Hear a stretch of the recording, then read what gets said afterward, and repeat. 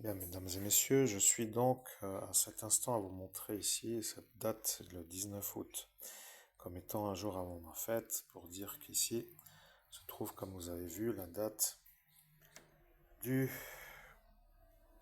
euh, 22 juillet, la date du rendez-vous, oui, avec une validité d'un mois, donc jusqu'au 21 août 2025. Ce qui veut dire que je reçois en date du 19 août un courrier qui me dit que le contrat est déjà fini.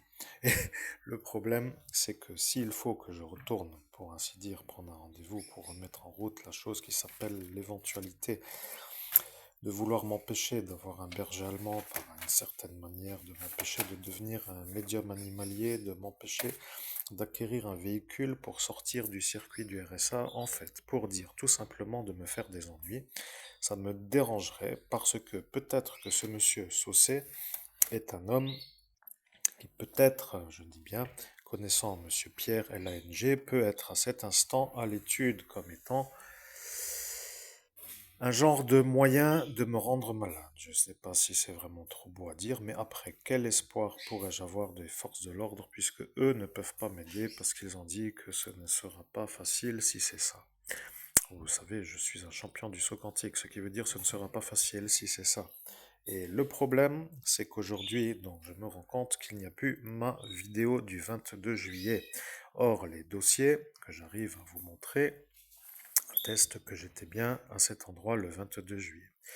Mais si ma tête n'est pas celle qui était au rendez-vous du 12 mai 2025, ça serait quand même une énigme.